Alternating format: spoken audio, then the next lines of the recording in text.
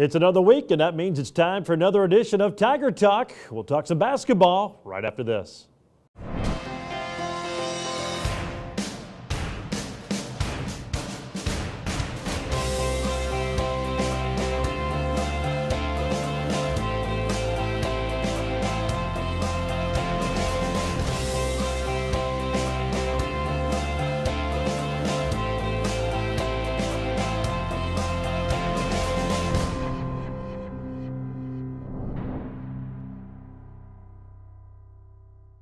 Hello again, everyone, and welcome to Tiger Talk. Gerard Welbrock with you as we talk Fort Hays State basketball. Women's coach Tony Hopsin and men's coach Mark Johnson will join us. We'll recap the only game of the week for Fort Hays State at Nebraska Kearney on Thursday as the Tigers get set for two more on the road at Missouri Western and Northwest Missouri State. The program brought to you as always by Mocha's Coffee Bakery and Bistro, 27th and Indian Trail, and Freddy's Frozen Custard and Steak Burgers, North Vine and Hayes, the taste that brings you back. Stay with us. Women's coach Tony Hopsin joins us right after the break, right here on Tiger Talk.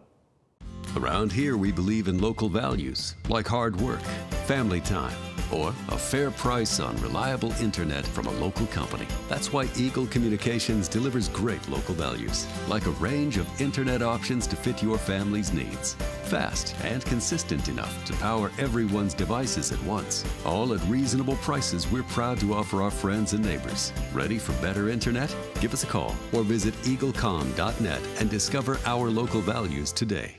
And welcome back to Tiger Talk. Gerard Welbrock joined by head women's coach Tony Hopsin. The program brought to you again today by Mocha's Coffee Bakery and Bistro, 27th and Indian Trail, and of course by Freddy's Frozen Custard and Steak Burgers, where you can experience their delicious cook-to-order food, rich and creamy frozen custard. It's churned fresh throughout the day at Freddy's Frozen Custard and Steak Burgers, North Vine and Hayes. The taste that brings you back. Fort Hays State just one game last week. It was up in Kearney against the Lopers of Nebraska Kearney, where it's been a very difficult place for Fort Hays State to win over the years. And even though they've had a nice little successful stretch against Kearney, they certainly haven't been easy at the Health and Sports Center. And Coach, I guess that would summarize last Thursday once again. A big second quarter, you got a lead, but you knew Kearney was going to battle tough. They played really well, but you're able to come away with a nice victory. Well, we were fortunate that we were able to really play well for one quarter and get out of there with a win, because I thought our second half effort was not very good. We had a hard time executing any offense and just couldn't get much going. So fortunately, our second quarter was good enough. It was excellent. Our defense was excellent to kind of carry us through. Yeah, it was 11-8. Kearney led it after one, the only lead they've had after the first quarter in conference play. And it was just a struggle for either team to score. But as you mentioned, you clamped down. You outscored them 18-2 in the second quarter. It included a 13-0 run in which you're finally able to get a little bit of separation. And really, as you said, kind of was a determinant factor in the ballgame. Well, everything we had scouted on them turned out to be very accurate. In the first half, we just could really shut them down.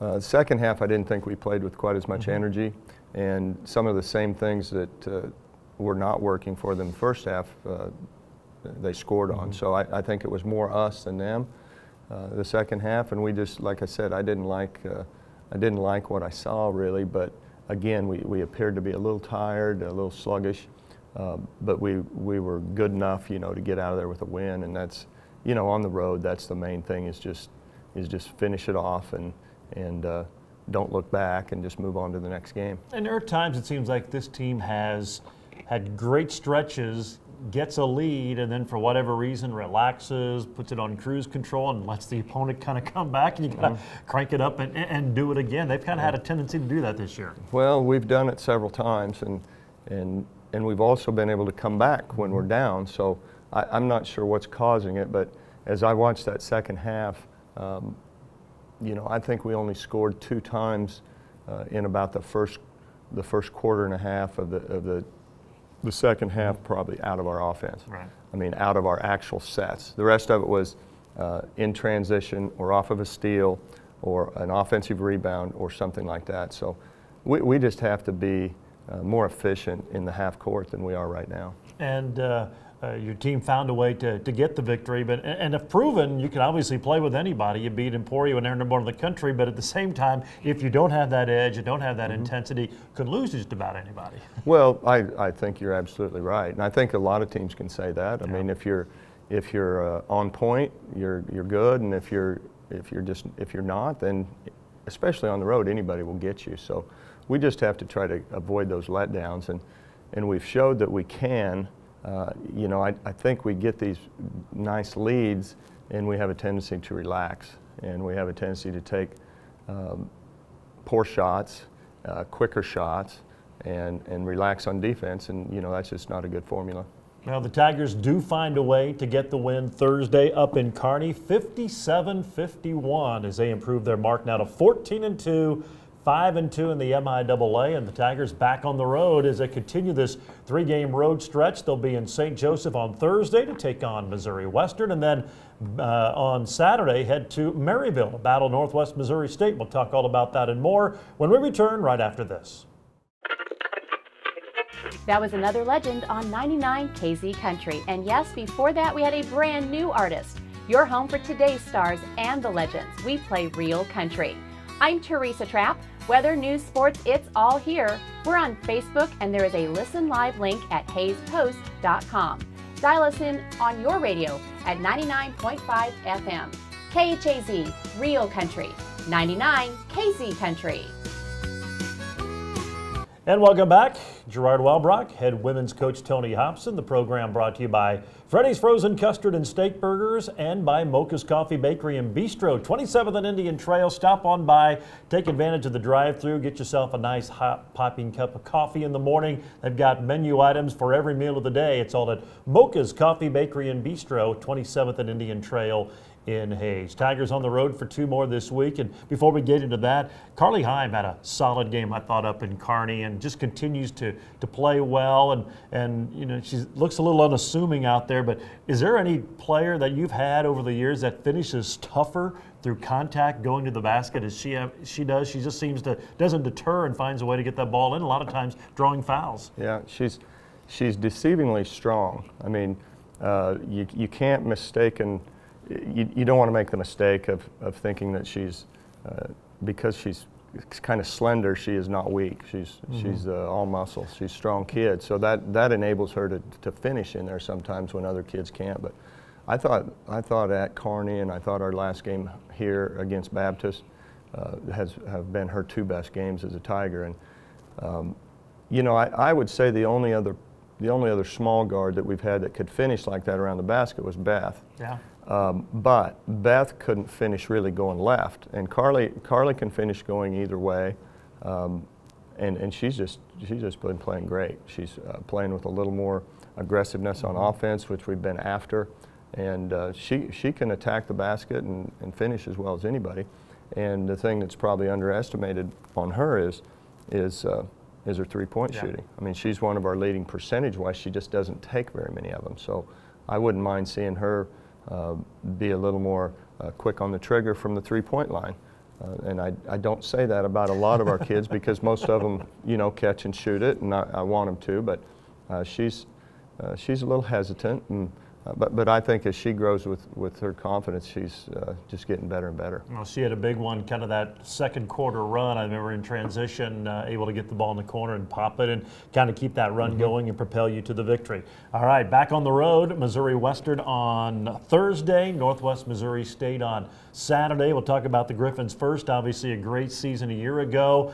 They've lost a lot, but yet do have pieces back from that squad, and they're kind of like you, one of those teams that's battling to keep the pressure on Pittsburgh State and the front runners in the conference, and looks to have a good chance to be in a battle at least for one of those top 4 spots and playing some pretty good basketball. Well, they're dangerous because they have 3 kids that are excellent one-on-one players and can score on you at any time. And if your team defense isn't good, they're going to get you. They have sufficient size. Their post player is definitely good enough. Can shoot the 3 a little bit, so they pose a lot of problems. One thing I think we do have on them a little bit is depth. I think we can go a little bit deeper without dropping off, but their starters are really good, and they've shown that they've played some, played some great games and had some big wins. One thing they probably, I would like to be able to play a good zone defense against them, because I think Baptist showed that might be a little bit of their weak spot, but it's kind of like it's a weak spot for us too on a certain night, and there's other nights when you make a bunch of them. So they're really talented, and Edmondson does a good job with them. He's a good coach, and we know they'll be ready to go for us. And we had just one of the weirdest games ever at their place last year, when they were first in the conference. We were second. We were trying to chase them down, and that was really kind of a turning point, kind of really put a damper on our chances of winning the conference last year. And it's a lead we would have liked to held on to, but they just made a run at us that we could not stop. And they have some of the same type of talent this year. It's just different people. It'll be a very interesting game. And then Saturday you go to Maryville, an improved Northwest Missouri State team. They've struggled a bit in MIAA play, but their non-conference was much better as they try to bring things around. The interim coach, now officially the head coach, but a better Bearcat team, and that can be a crazy, just a different type of feel in that arena. It can be a challenging place to play. Well, it is, and we've had better luck the last couple years, but they had a big win Saturday at Southwest Baptist, which is, if there's a worse place to play, it's there. Right. So that was a big win for them, and I think probably a real confidence builder for them. They're scrappy, and they'll play hard, and they're just hungry to try to turn things around from last year. And they've had only one conference win to this point, but they've been in every game, and last year they were getting blown out. They had Central Missouri on the ropes. They should have really got them. They kind of let that one get away, and they've had a couple other close ones. So they're playing people tight, and boy, that second game of a four-day road trip is always tough. We know that, so we're going to have to really bear down on that game, and hopefully we'll be able to sandwich a couple wins. These would be two big wins on the road for us this week. No doubt about that. Tigers still trying to keep the pressure on for one of those top 4 finishes. Coach, as always, we appreciate the time. We'll see you in St. Joseph on Thursday. Okay, thanks, Gerard. That's Coach Tony Hopsin, the Fort Hays State women. Again, they'll tip off at 5:30 on Thursday night from the MWSU Fieldhouse in St. Joe. We're going to take a break on the program. When we come back, we'll talk some men's basketball as Mark Johnson will join us right after this here on Tiger Talk. Ready to discover something new? The next time you're in your car, tune your radio to 94.3 FM. It's here. It's Hayes' greatest hits. Love it. On 1400 KAYS and 94.3 FM. Do you believe in love? Glory. Well, 94.3 FM, KAYS. Go ahead, check us out. Welcome back to Tiger Talk. Gerard Walbrock, head men's coach Mark Johnson with you. The program brought to you by Mocha's Coffee Bakery and Bistro and Freddy's Frozen Custard and Steak Burgers, where they have the delicious cook-to-order double steak burger and crispy shoestring fries seasoned with Freddy's famous seasoning. You can finish it off with a signature turtle sundae made with their fresh, creamy frozen custard. They're on North Vine and Hayes. Freddy's Frozen Custard and Steak Burgers, a taste that brings you back. Fort Hays State falling in their only game last week at Nebraska Kearney, 86-69 the final, and good start for your squad. Unfortunately, just couldn't hold off a Loper team in the second half, and it got off to the great 7-0 lead. Probably should have been more, but just things kind of unraveled for you guys in the second half. Yeah, we got off to a good start at Kearney. Thought we were playing really hard, getting stops. They had a hard time making some shots, kind of missed some opportunities, and you really got to take advantage of that on the road, and we just didn't. We were struggling offensively. It was only 7-0. Really feel like we should have been up double figures, and then you just kind of hang on from there and get into halftime, hopefully with the lead, and just couldn't do it. And in the second half, we played much better offensively. Hadley was attacking the goal. You know, really neither team was playing the defense that they needed to play, and they just have, like I said, they have more offensive players than we do, and we couldn't get enough stops. And give them credit, their big guys really shot the ball well from three, and that was really the biggest difference in the game. That's happened to us a couple times. Was you know, overall we held them to an okay field goal percentage defense most of the game. But they just killed us from three. I think they were 13 to 23. The Jewel kid, who really has not shot it extremely well from the perimeter, we just didn't have an answer for. He made hard shot after hard shot and just couldn't keep pace on their floor, trying to kind of keep scoring with them. Yeah, he was like 4 for 5 in the second half, hit 4 in a row at one point. And Carter Burns, you mentioned one of their big guys, 6'6" guy, went out and hits 3 of 4 from 3. And they're a type of team, if you're going to get into an offensive trading baskets, not necessarily, especially on their floor, the team you want to do that because they're always so good offensively. Yeah, I mean, that's what they want to play. I mean, they want to make it a 90-something to a high 80s type of score. And you know, we talked about that going in. We can't win that game. You know, on the road against Kearney, we need to keep it somehow in the 70s to have a chance. And we just had way too many breakdowns in the second half. Watching the film, I think we had gave up 18 points in the second half. With us having some breakdowns. And again, give them credit. They're very good offensively. The Landsman kid and those guys are talented bigs. They're not typical back to the basket big guys. They play out on the perimeter. They shoot threes. They drive the basketball, which makes it hard for us. And we didn't do a good enough job to win at their place. They only had 7 offensive rebounds, and 6 of those in the first half. But boy, and I think 11 points on second chance points, but they were big ones in that first half to kind of help them get back in the game, and then had that little run before the end of the first half. You know, yeah, I mean, I think the things that allowed us to be down at halftime was offensive rebounds and our turnovers. I thought we guarded fairly well. We gave up too many second chance points in the first half. I think they hit 2 threes on offensive rebounds in the first half, and then we had, I think, like 9 to 11 turnovers somewhere around there at halftime. And which led to them easy baskets in transition, and that was really the biggest problem we had. Second half, we held them off the glass better. We took care of the basketball better. We scored better. We didn't get any stops, and you can't go on the road and expect to win by letting the other team score virtually every time down the floor. Now the Lopers get the big win at home, 86-69. Fort Hays State back on the road as they continue the 3-game road swing at Missouri Western on Thursday night, and then Saturday afternoon, the #1 team in the country, Northwest Missouri State. We'll talk about that when we return right here on Tiger Talk.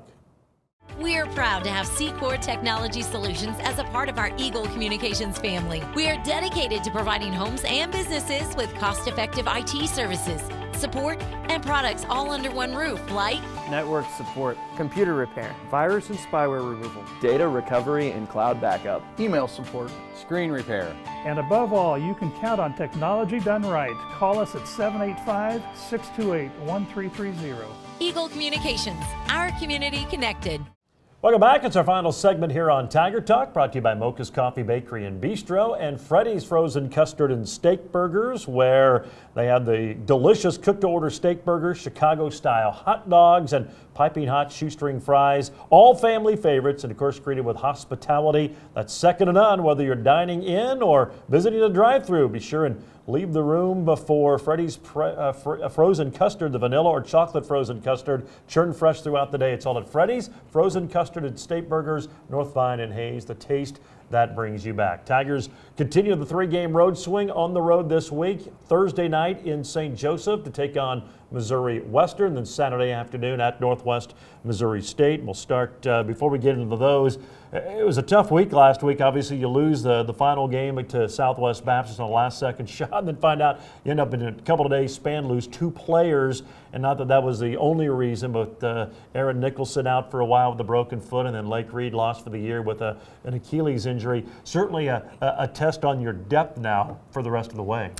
Yeah, I mean, that hurts us coming off the bench, obviously. You know, Lake gave us some size and ability to drive to the basket. You know, Aaron was a solid point guard, didn't really turn it over, could shoot the ball. So other guys got to step up. Amir has got to play. Grant Holmes has got to play. And again, I mean, you know, we just can't afford anybody else to go down.